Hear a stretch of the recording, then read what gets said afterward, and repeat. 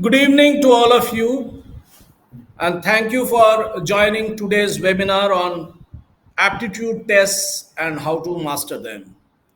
I welcome all the participants and students who have joined the webinar, and we continue to screen our webinars every Saturday on various topics which are important for placements. So today we shall discuss aptitude tests. My name is Ranjan Kumar Majumdar, and I'm the founder and managing director of our company, Constellation Training and Placement Services. I'm a BTech from IIT Kharagpur and a PGDM from IIM Calcutta. I've spent about 3 years in the manufacturing industry, about 17 years with Tata Consultancy Services. At Constellation, I manage Constellation. I look after the affairs. I look after all my projects, all the services that Constellation offers to our clients. And I particularly take a lot of time and interest in helping our students, grooming them, helping with their soft skills, and really hand holding and coaching them in their hour where it is very important that they are completely prepared to face the placement sessions and get a job and move on with their career. I have with me Mr. Dipanjan Bhaumik, who has been associated with us for many years now. He is the founder of Study Break Academy from 2020 onwards after he completed a stint with Time Kolkata. So he has been a trainer and a faculty person, course developer in the area of management preparation courses, or rather, I would say management entrance exams like CAT, OMETs, GMAT, also such placement exams like bank PO, government sector exams, and of course, placement preparation exams, where aptitude tests play an important part. Dipanjan and his colleagues at Study Break, they are 99 plus percentilers, and Dipanjan is a 99 plus in QA, data interpretation, and logical reasoning. And he gives these CAT exams every year and qualifies at a very high percentile. With this background, he brings a huge amount of expertise in developing our aptitude test preparation courses as well as working with our students, training them. He's a BTech from NIT Silchar in computer science and engineering. His batch is 2008 2012. I welcome Mr. Dipanjan Bhaumik. Talking a bit about Constellation, we were found in 2011 by academicians and professionals, and we come from eminent institutes like the IITs and IIMs. We are based in Bengal. We are in Kolkata. We started operations in Kolkata, but we have spread across India in terms of coaching, training our clients, and we have a network of subject matter experts, trainers, facilitators spread across the country. What do we do? What are our areas of service? We are very much focused on college training, assessments, and they are particularly on placements. So we help students get placed. We help students prepare themselves so that they get a good job. We also work with the corporate world.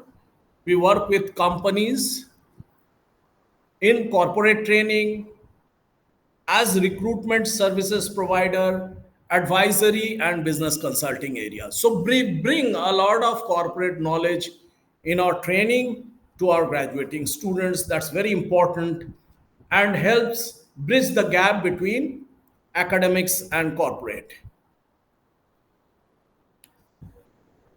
And as I mentioned, we work with Study Break Academy, who are into trainings for CAT and MBA preparation exams, as well as exams for placements in government, in private sector and public sector organizations.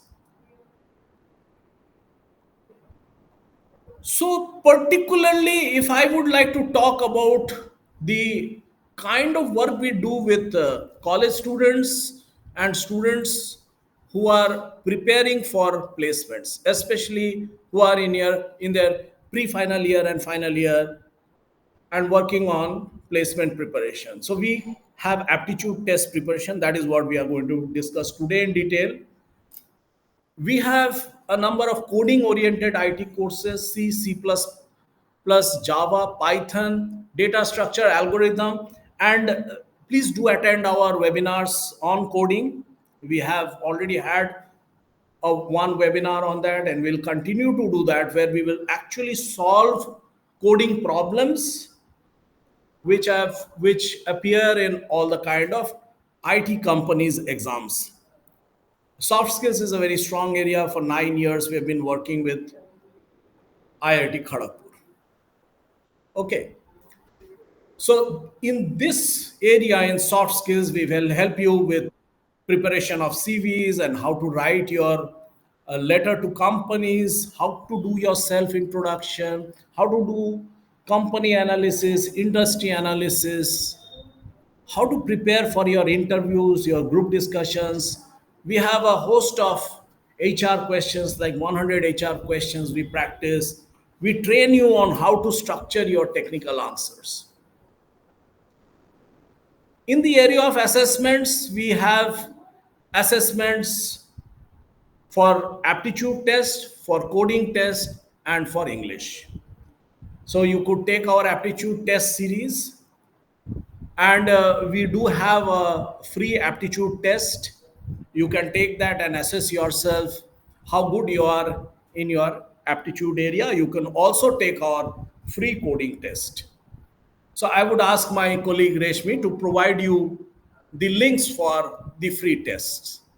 And we also work in the area of English. We find that English is an issue with many of our students, and we are a partner of Cambridge Learning. We bring their courses and we help students with our English training courses. We have covered about 30 colleges all over India, and we have touched about more than 25,000 students. We have made positive impact by our assessments, by our trainings, help them to get placed and establish themselves in their lives. Having said that, aptitude tests, the subject of discussion, the first gate of the placement process. And this is an area where we would like our students to really focus. It takes time. You cannot qualify in an aptitude test with low amount of preparation. So you need time, you need to start early, and in a very structured way, you have to solve the problems. Now, these problems are not very difficult, they are up to the class 10th level maximum. But the question is, it needs practice, you need to be fast, need to know the tricks of solving these problems fast. Because in placements, there are cutoff marks. Whichever company you appear for, there will be a cutoff marks. If you are not crossing that cutoff marks, you are going to get stopped. You are not going to go beyond towards the interview group discussion stages. So that is the only issue. And nobody can predict the cutoff. It could be 50%, 60%, as high as 80%. And nobody knows what would be the cutoff when you are sitting for the aptitude tests. So here we are with a series of services. I would say we have a free aptitude test, we have a complete course on aptitude test preparation, and we have just some test series you can take. So what are the areas? What are the considerations? Number one, the topics. How do I start? Where do I start? how do I plan my preparation, where can I get resources to study, where can I get the questions to practice, and how I can give continuous mock tests of the company pattern so that my practice is perfect. So this is where we come in, dear students and participants. And in the next slide, I will show you a curriculum which we follow. Let me increase the size. So here we have a curriculum for you, and this curriculum is again available in our learning management system, that is in our portal. You can go into our product section, and this is freely available. You can download, and this will really help you. It has it has come from the knowledge of about 11 years of experience of teaching aptitude test preparation. I would ask my colleague Reshmi to provide you the link in the chat. So we start with Vedic mathematics, problem solving, like that. We go and we hit a block test. So we cover this part, which is the area of quantitative, and we give a block test. We revise the block test. Please understand that this area are foundations of aptitude tests. And we continue with our foundation into block two, ratio and proportion, equation, average, like that we go on. Since we shall share this document through our portal with you, I'm not getting into details. Many of these topics are available, or you know about it, but the most important is follow this structure. Follow this structure, because it is then logical, because some of the concepts that you study, like ratio and proportion, is going to be used in subsequent chapter. So if you pick up a chapter which is later, then you will have to go back and learn those concepts before you can really do well in those. So like that we come, and as you see, if you see these numbers on the right, when we do our college trainings, when we teach in colleges, we tell the colleges this is the amount of time you will have to spend and how many classes we require. Interestingly, for those participants and students, this is an area where you should be concerned, because here we give you an idea of how much time you need to spend on various topics. So like that we cover our quantitative till block 5, and then we get into logical reasoning at block 6, block 7. We have the data part, which is like bar charts, pie charts, line graphs, like that, block 8. And then you have the verbal aptitude parts in block 9 and 10. And for students like you have to have about 200 hours of study. That's what we have seen. If you put 200 hours of study and preparation, you will be able to do very well in the exams. Our portal comes with this entire course. Each topic has a PPT, handout, practice paper, mock test. There are 10 block tests.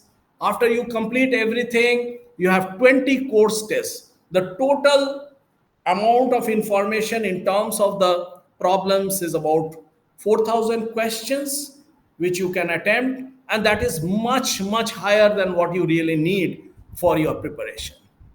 So as I said, you can take a free aptitude test and check. And I shall ask Reshmi to provide you the various links, the free aptitude test, the total aptitude test preparation course, and we have a test series for in case you have already done your preparation and you just want to practice test, mock test, you can take the series. So with those words, I really come to the end of what I had to say here. And I would like to invite Mr. Dipanjan Bhaumik to take us through a few problems, right? Through a few questions and problems on aptitude tests. We have provided these problems in our WhatsApp community. If those of you who are members in the community have seen these problems, some of you have answered these problems. But today, I'll ask Dipanjan sir to take you through a few problems, And we will continue to do such webinars in future and look forward to your participation. Thank you and welcome, Dipanjan sir. Thank you so much, sir. Okay.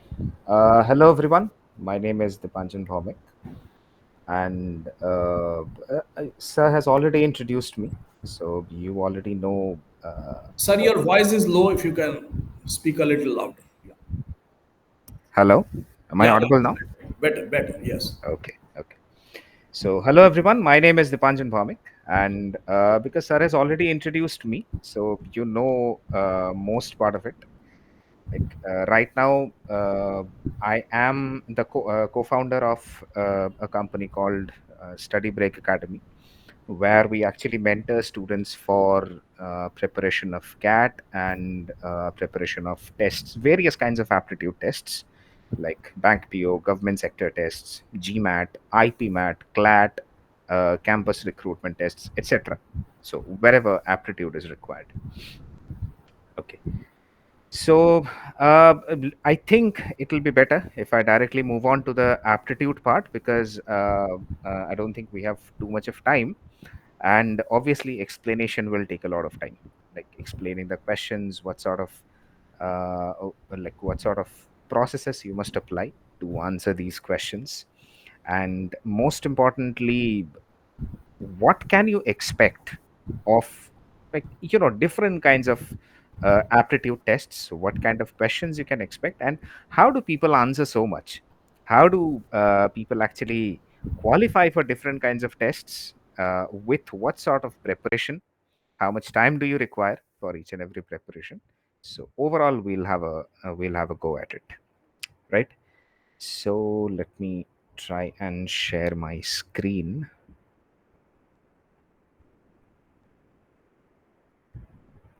Sir, is my screen visible?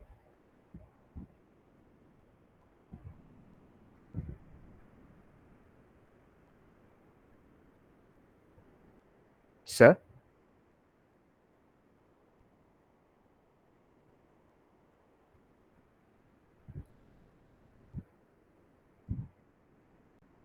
Sir, your screen is visible.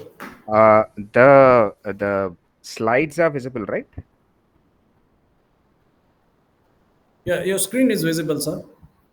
No, I mean the webinar on aptitude test preparation, the slide is visible.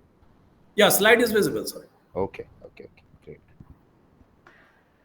So let's start off with the questions. Let's see what they have in store. So in the community week one, there were several questions posted in the groups. Let's try and solve each of them. And see, solving is not the main criteria. The main criteria is to understand how to solve these kinds of questions. What are the specific, concepts required to solve problems like this? So, first up, we have a number systems problem here. Find the maximum possible value of a plus b if the 5-digit number 82A3b is divisible by 12. So the question says that there is some number, there is some 5-digit number, A2A3B. They want us to find out the maximum possible value of A plus B, so that this number, this 5-digit number, is divisible by 12. So, how many things do we need to know here? Like, first of all, it's a question from number systems. So we already understand that. Secondly, it's a question which must be based on divisibility rules. That is also quite understandable, right? It's a question based on divisibility rules. Okay. Now, which divisibility rule? Right? There are many divisibility rules that are there existent. Which one do we actually have to know? Do we have to know everything? No, we don't have to know everything, obviously. When they are saying a number divisible by 12, we have to understand, first of all, we have to know all the divisibilities of 2, 3, 4, 5, 6, 8, 9, 10, and 11. These are the basic divisibility rules which we have to know, right? Like looking at a number, looking at its last digit. If the last digit is even, then we say that the number is divisible by 2.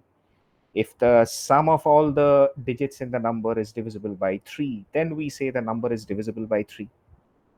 Looking at the last two digits of the number, if the number found by the last two digits of the number is divisible by 4, then the entire number is divisible by 4. If the last digit is 5 or 0, then the number is divisible by 5, and so on. Likewise, we can go on, right? Now, how do we check whether a number is divisible by 12? We can check that if the number is divisible by 3 as well as 4, then the number is divisible by 12. Now, there can be a question, why only 3 and 4? Why not 2 and 6? Why can't I say whether a number a number divisible by 2 and 6 must be divisible by 3, must be divisible by 12? Can I say that? No, I cannot say that. Why? Because of a very simple logic. A number which is divisible by 6 definitely has to be divisible by 2, right? There's nothing different about it. 2 and 6, they are not co-prime with each other. Now we learn a new term called co-prime. Co-prime means two numbers are called co-prime when they are mutually prime. Mutually prime means only one can divide both of them. Nobody else can divide both of them. So remember this one point. Whenever, except these numbers that I've written 2, 3, 4, 5, 6, 8, 9, 10, 11, except these numbers, whenever you are to decipher the divisibility rule of a particular number, break that up into two numbers such that those two numbers are co-prime with each other, right? So let's say, what's the divisibility of 36? Always go for co-prime numbers. So a number which is divisible by 4 as well as 9 has to be divisible by 36, right? So all these things, at the first point, I need to know all the divisibility rules of 2 to 11. Secondly, I have to know whenever there is a number which is a product of two numbers, then what happens? How do we create the divisibility rule for that? So right now we understood that they are saying that this number has to be divisible by 3 as well as 4. Now we know the divisibility rules of 3 and 4, right? A number whose sum of digits is divisible by 3, that entire number has to be divisible by 3. So let's check the sum of digits. 8 plus 2 plus a plus 3 plus b. This gives us 8 plus 2 is 10 plus 3 13. So a plus b plus 13. This entire number has to be divisible by 3. Then and only then this number will be divisible by 3. That's the first logic. Second logic is it has to be divisible by 4 as well, which means the last two digits of the number, that is 3b. 3b has to be divisible by 4. Now that's an easier logic, right? Because what do we place in place of b so that 3b becomes divisible by 4? I can think of numbers like 32, 36. That's it. I don't find any other number, which means b can take only these two values. Nothing else is possible. So if I list out all possible values of a and b, I can find that b can be 2 or 6 only. And they are asking us to figure out the maximum possible value. Then why should I take b equal to 2? I don't even need that, right? I have to maximize the total sum. So let me assume b is equal to 6, which means now I'm left with a plus 19. I want to make this number a multiple of 3, and I have to maximize the value of a as much as possible. So with 19, what should you add so that it becomes a multiple of 3? The multiple just after 19, which is divisible by 3, is, as far as I can remember, it's 21, which means you can write a equal to 2. That will make the number divisible by 3. You can write a equal to 5. That will also make the number divisible by 3, because 19 plus 5 gives you 24. You can make the number 8, because 19 plus 8 is 27. That's also divisible by 3. but I cannot go any further because next I'll have 11, which is not permissible because A is a single digit. Because I have to maximize the value of A, I'll take 8, which means the maximum possible value of A turns out to be 8, and the maximum possible value of B turns out to be 6, which means the maximum possible value of A plus B has to be 14, which is the second option. So I'll mark the second option as the answer. So this was an applied question which was based on divisibility rules, where not only do we have to know all the divisibility rules, we also have to understand that when there is a number which has to be broken into two different numbers whose product is that number, we have to consider co-prime numbers only. Right. So that's a very important point which you have to remember here. Okay, moving on to the next one. LCM, again, number systems. Number systems are very, very important. Find the LCM of two numbers whose HCF is 4 and whose product is 96. Very, very easy. All I need to know is one particular property, that HCF of two numbers when multiplied with LCM of the two numbers gives us the product of the two numbers. This is the only property which we need to know to answer this question, because LCM of two numbers is what we are supposed to figure out. They have given us the HCF, which means this part is 4, and they have also given us the product of the numbers, that is, this entire part is already given. So LCM has to be nothing but 96 by 4, and 4 goes exactly 24 times, which means option B has to be the answer. See, once you already come to a conclusion that this is the formula, this is the concept which I'll be using to answer the question, then the entire process becomes easy. The only problem is when you read the question and the time you take to connect with the formula or with the concept it's based on. That particular time decides whether you will be answering way too many questions or you'll fall behind. So this time decides everything. So faster you are able to connect, faster you'll be able to solve the problems. Let's move on. This looks like a series, number series. Okay, number series questions are usually a bit dicey. Why a bit dicey?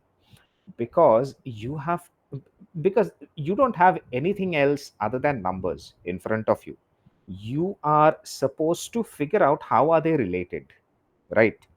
That can be any number, and that can be any sort of relation between them. You have to look at the numbers and figure out what sort of relation they are having. What sort of relation has the examiner thought about while making the question? That's a difficult task. What you need is you need a very strong grip over calculations, over I would say a specific types of series like squares. You need to know squares from 1 square to 25 square. And guys, whenever I'm saying you need to know, I mean it has to be a two-way traffic. It cannot be like when somebody says 9 square, I remember 81. But when somebody says, let's say 324, I don't remember 18 square. No, it cannot be that way. It has to be a two-way traffic, right? Similarly, you have to remember cubes from 1 cube till 7 cube. Then you have to remember powers of 2 from 2 power 1 till, let's say, 2 power 12. Then you have to remember powers of 3 from 3 power 1 till 3 power 7.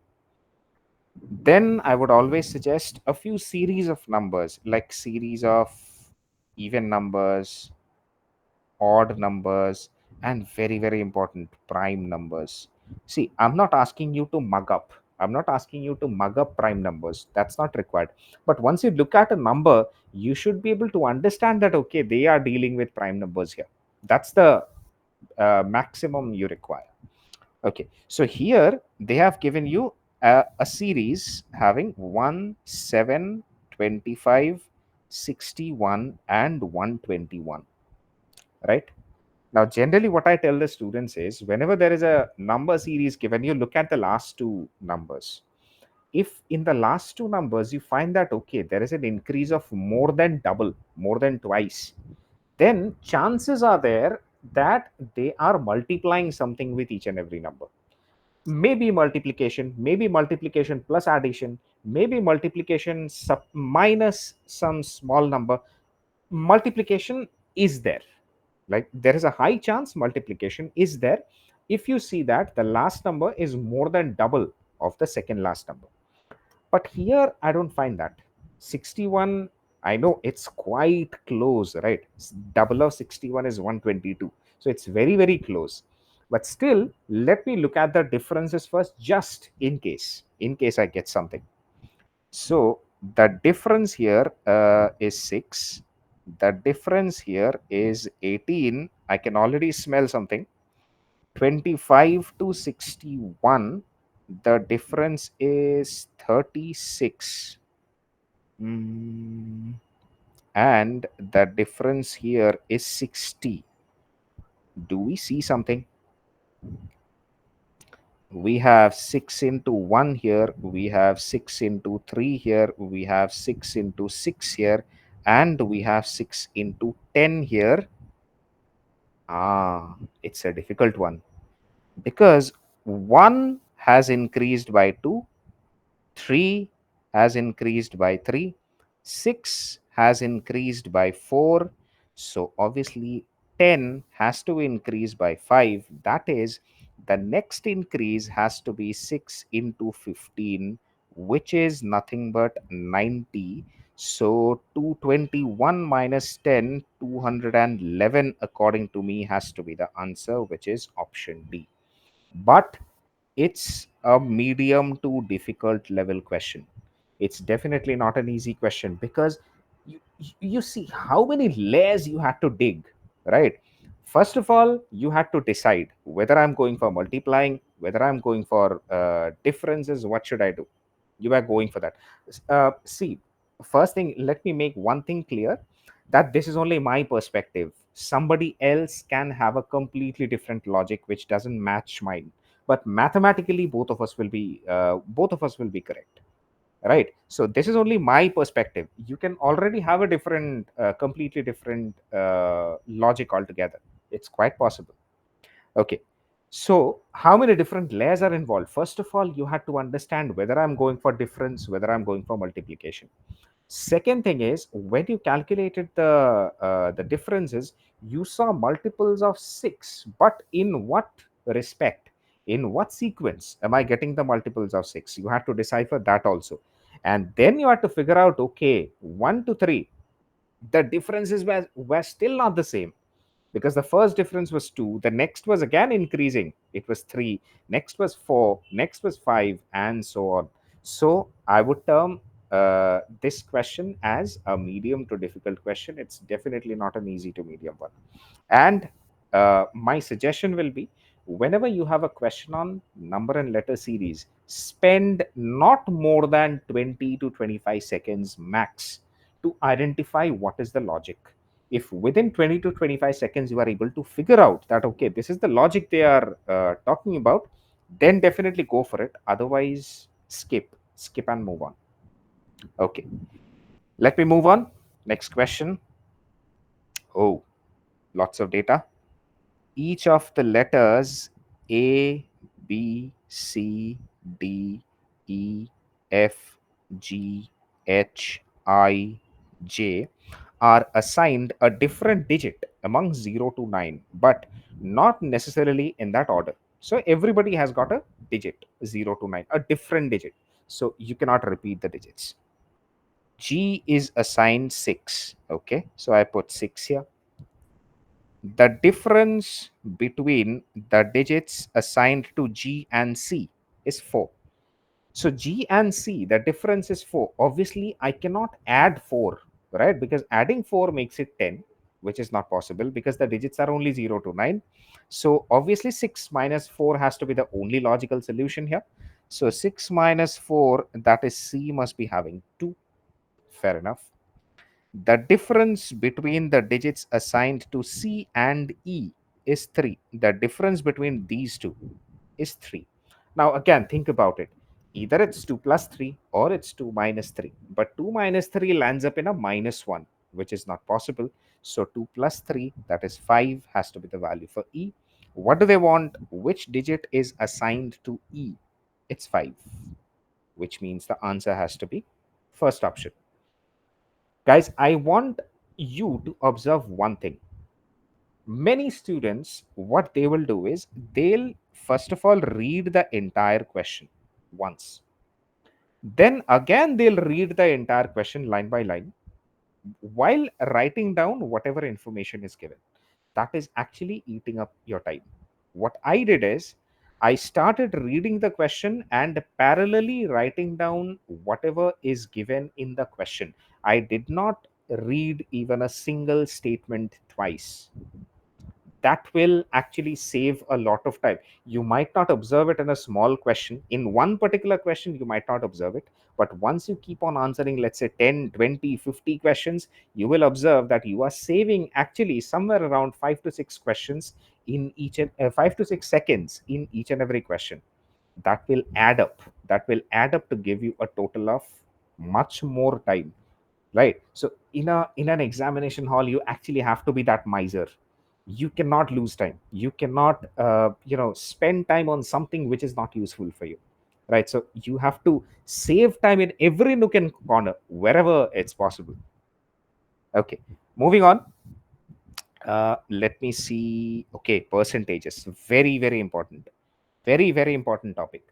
If you are okay with ratio and percentages, by okay, I mean you can solve questions quickly in ratio and percentages. Then let me tell you one thing. You can solve questions on profit and loss, partnerships, simple and compound interest, average mixtures and allegations, maximum portion of data interpretation, and to some extent time and work, time, speed, and distance also. If you are good in ratio and percentages, then you are actually good in all these. So it's very very important that you understand how percentage questions are solved very quickly. Let's try one. There are 120 students in a class, okay, among which 40% are girls. So boys and girls, I can quickly calculate. 40% of 120 is 48. So if this is 48, this has to be 72. From the first statement, we got this idea. In a test conducted for all the students in the class, 75% of the students in the class passed. So out of 120 students, 75%, that is 3/4. 3/4 will give you 90. Beg your pardon. Let me place these many students passed and these many students failed.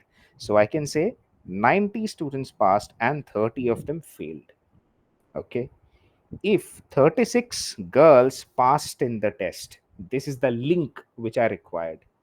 So among the people who passed, there are boys and girls, right? They have already mentioned 36 girls have passed. What do they want? What percentage of the boys failed in the test? So what I need is I need failed boys and girls. I want this. I know the total number of boys, right? I know the total number of boys is 72. I want what percentage of the boys failed in the test. Okay, fair enough.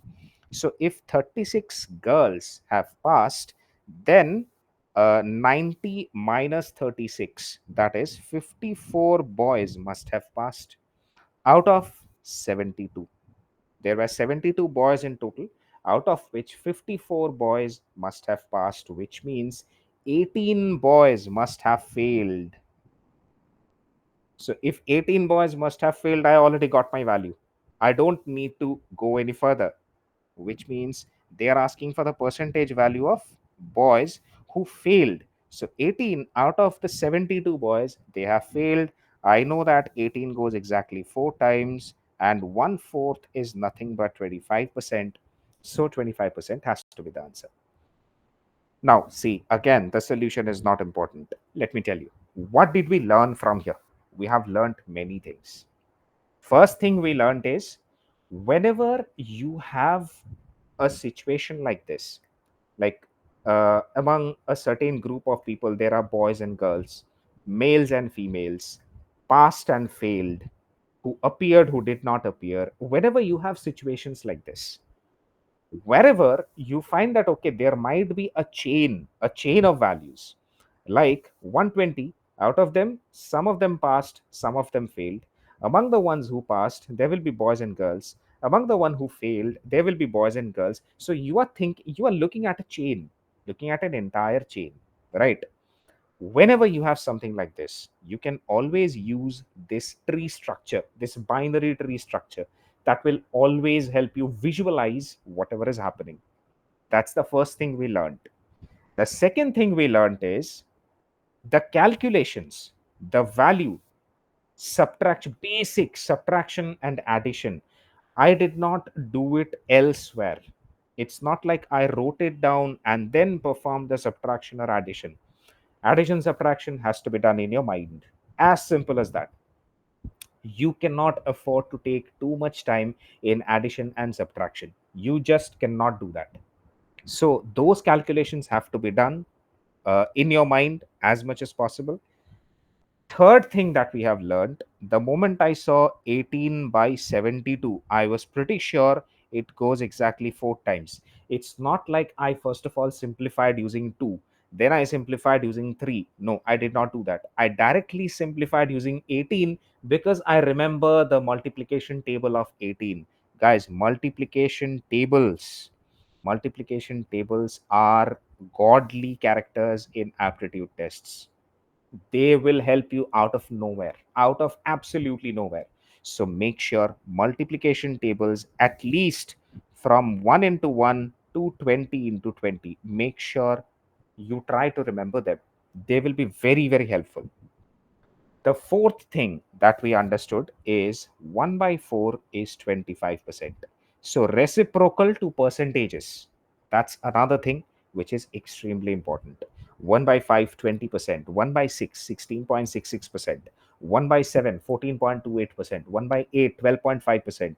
All these are very, very, very, very important. So my suggestion will be 1 by 2 to 1 by 20. Remember all these reciprocal to percentages.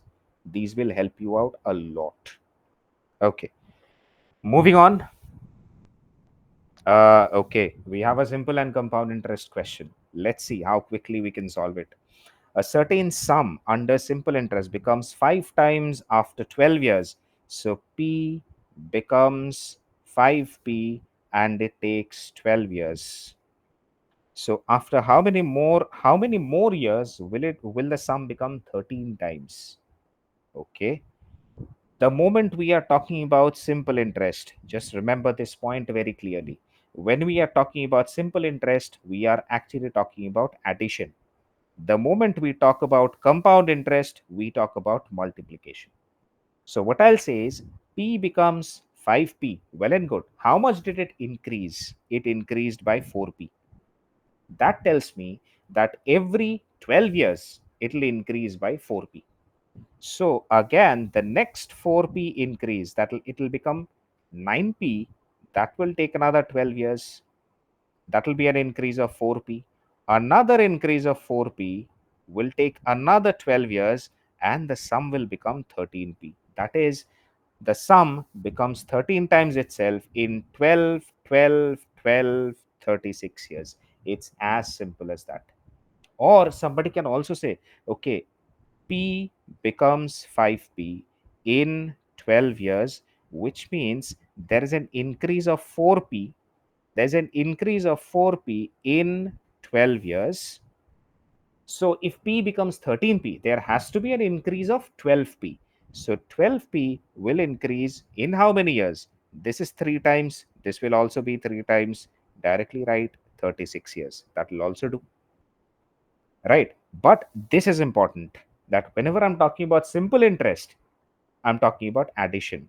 Whenever I'm talking about compound interest, I'm talking about multiplication. Right? Moving on, time, speed, and distance. One of the, I would say, among the students, this topic is like a devil. This topic is a devil among the students.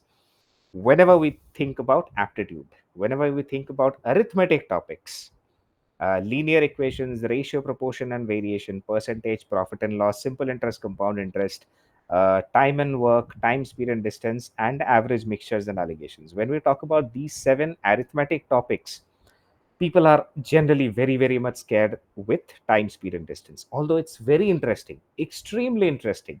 If you can apply the ratios properly, then it becomes extremely interesting. See, in a 1,000-meter race, so first of all, in the entire question, let me figure out how many people are there. There are three people here: A, B, and C. It's a 1,000-meter race, and they are saying A beats B by 40 meters. What does this mean? This means when A has covered 1,000 meters, B was just 40 meters behind. That is, B had covered 960 meters. And C by 100-meter. Many people confuse here. A beats B by 40-meter and C by 100-meter. That means A has beaten C by 100 meters. So this statement has to be very, very clear to you. If A has beaten C by 100 meters, that means when A has covered 1,000, C must have covered 900. That's it. What do they want? By what distance will B beat C in a 400-meter race? That means if B covers 400 meters, then C will be how many meters behind him? That's it. Nothing else. Right? So let's solve it this way. We know that the ratio has to be equal, right? So 960 by 900 is equal to 400 by, let's say, x. That gives me 0 is cancelled out. I can directly see 16 can divide. 16 goes 6 times. 16 twos are 32 and 80. 16 fives are 80. 6 can divide it 15 times. 375, which means the value of x is 375. So if this value is 375, then B has beaten C by 25 meters, which means first option has to be the answer. Right. Okay.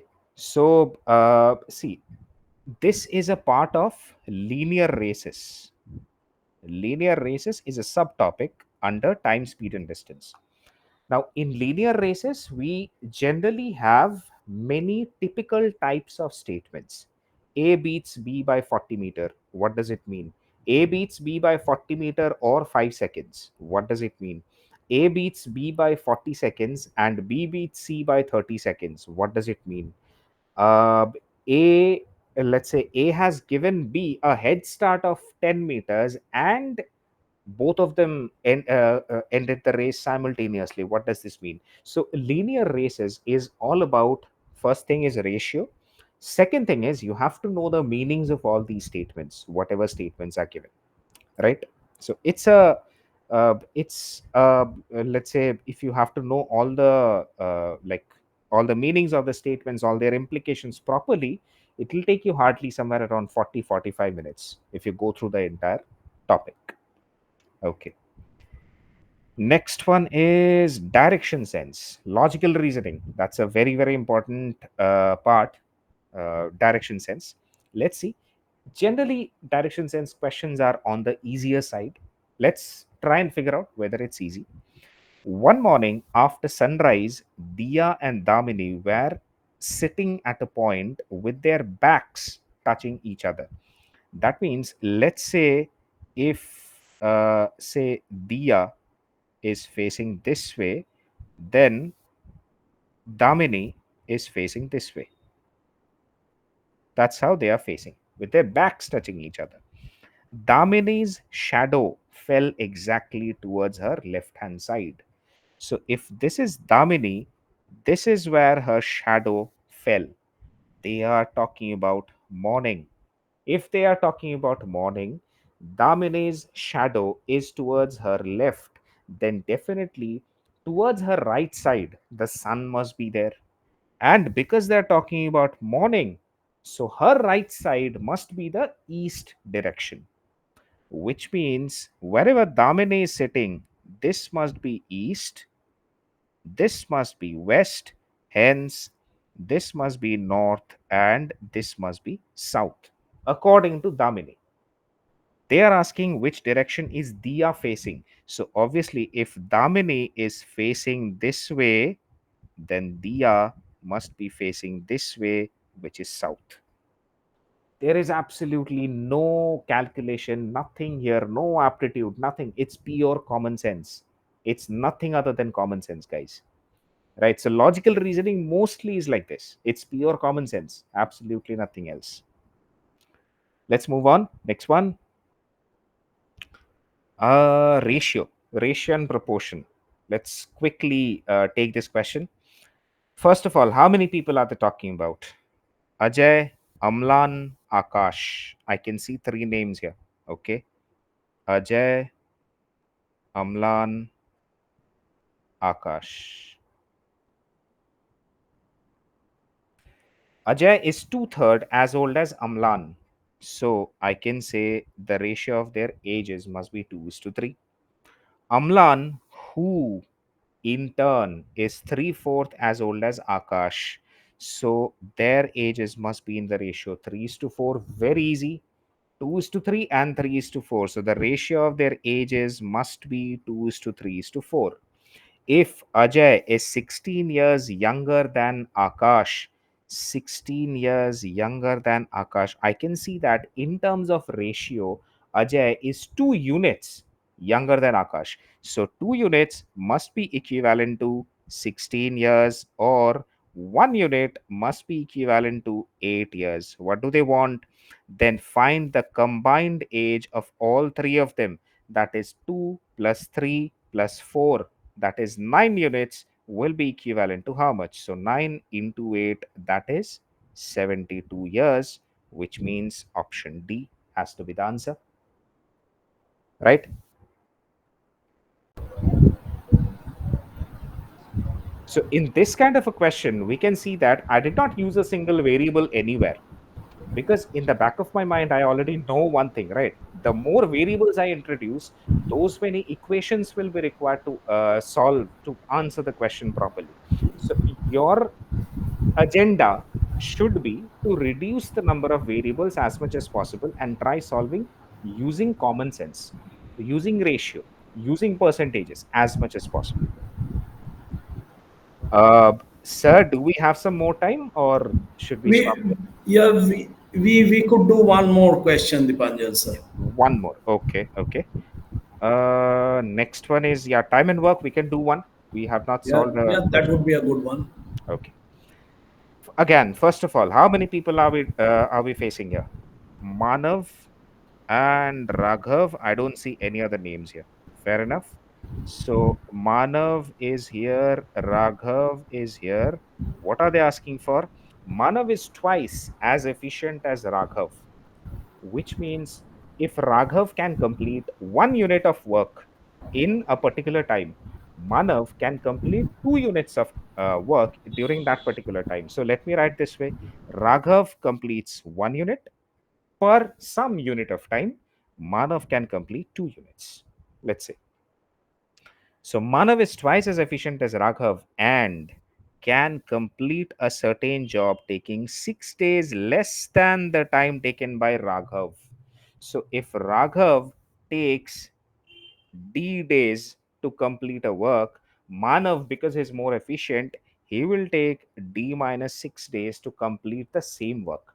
Now, because I already know that Manav completes 2 units of work per day and he's working for D minus 6 days. So 2 times D minus 6 must be the total units of work he's doing.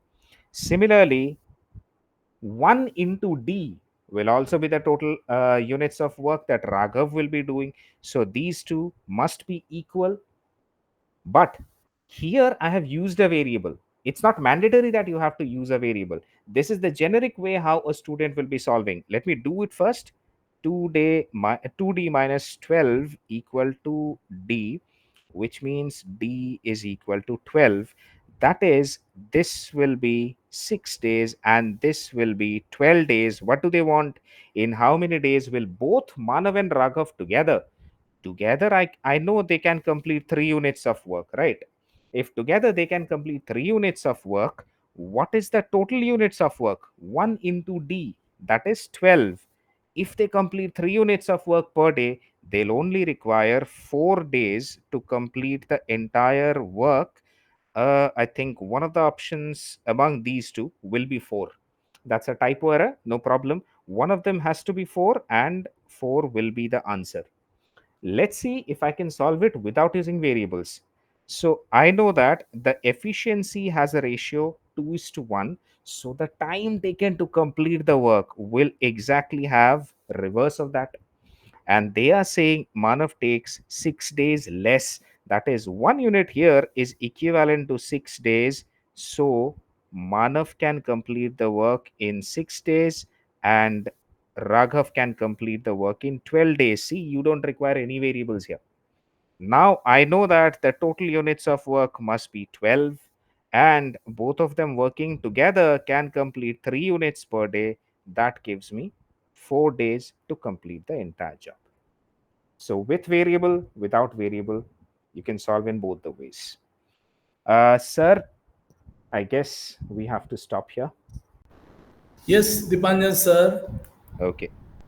thank you Yep. so much. You may stop your screen sharing. Sure. Yeah, with that, we are at the end of the webinar. We have just given a link which you can access to find solutions to these problems. As we said, these problems are posted in our WhatsApp community. So join our WhatsApp group. Get an access to the community. Try to solve the problems, and we shall try to solve as many problems as we can in our free webinars. And at the same time, you can always go to our site, and we have given the link where you find the solutions. But one important announcement I would like to make on a course at Constellation, we believe we have all our digital courses, that's fine, but we also teach a lot. You come across so many websites, and you have all these courses, etc., and you can go and learn and all that. That's great, we do that too. But at the same time, what we also do is we believe in teaching, hand holding, so we give out a lot of free webinars and help you students. So this is a course which is coming up, very important. We do this during this part of the year when the students are about to get into placements, they need to revise. And so this 80 hours course, which will be for a duration of 3 months, starting on the 1st of September, ending in November, and it will be fast paced. We will do aptitude test preparation 30 hours. Concise capsule, trainer like Dipanjan sir will be with us, who will show you a lot of tricks in terms of solving fast, tell you what are the important areas and where you need to concentrate more, where the trainers or the paper setters are more interested to set questions from. We have IT coding with Java for those of you who would like to get into the IT world. You all know that nowadays it is just not asking a few questions in the interviews. You have to code, and there are 1 or 2 rounds of coding. So we will spend 40 hours on revising in the first 10 hours the Java concepts, and 30 hours we will give in solving Java problems, the same kind of problems that is asked in the placement test. 10 hours we will give in soft skills, in which we will cover like CV writing, your self introduction, your group discussion, interview questions, how to do a company analysis, how to do industry analysis. And these are the kind of courses we have been doing for the last 10 years. And within the course, you will get all the video recordings of the course. We will do 3 assessments for you, one before the course, a midterm, and then interim. You'll get a certificate of completion, and then your performance, with your permission, since we are also a placement agency, we will circulate to all our clients across India, and where you might find that you might be getting a call from these companies for recruitment, and we shall provide you mentoring, handholding support. So remember, the registration will commence soon, and we will start off from the 1st of September. We will not be able to take huge number of students. As you see, the price is 2,360, that is 2,000 rupees plus a GST of 18%. It's a throwaway prices. As you know that these prices, this kind of a course will be available anywhere between 5,000, 10,000, 15,000 people charge, but we are offering that is a very minimal cost. So book your seats. In the chat, you will find feedback of the webinar and also an option where you can provide your options for the various courses if you are interested in. And particularly, if you click on this option, we will get back to you and provide you the registration, and you can definitely join this course. We would love to have you and help you secure your placements. That is what we want, and help you in getting placed.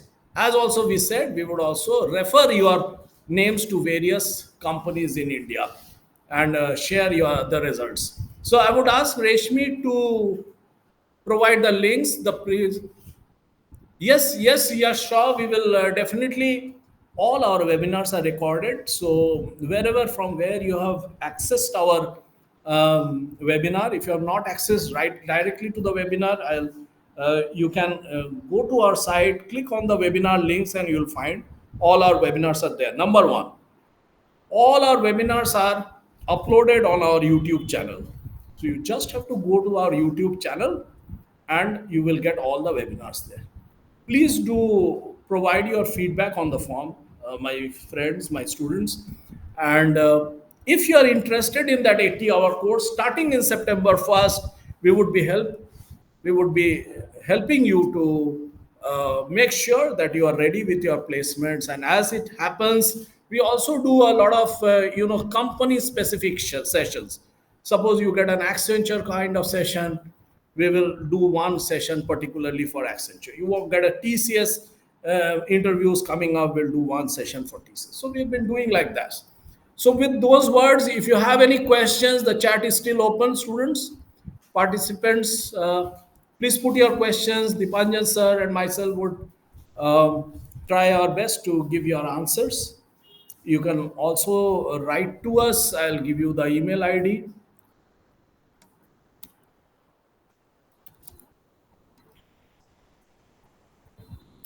And if you are on our WhatsApp group, then of course, you can always put a message in your group. We will definitely get back to you. Any questions, students? Reshmi has once again shared our Facebook, our social media channels. Please do keep a copy of those and subscribe to our channels. There's a lot of information we provide, and especially we are nowadays providing information on various recruitment drives. I would request you once again to fill up the feedback, please. Given that form once again on the chat. Request your feedback on that. And once again, thank you so much for joining our webinar. I hope it has been useful for you. If it has been useful, just say a yes. We would feel good. And some of the participants I am noticing have come again, so I'm sure that it is benefiting you. So, with those words, we will close this webinar for today and hope to meet you soon again on Saturdays, 6 to 7 p.m. Thank you so much. Bye bye. Have a good day. Thank you so much, guys.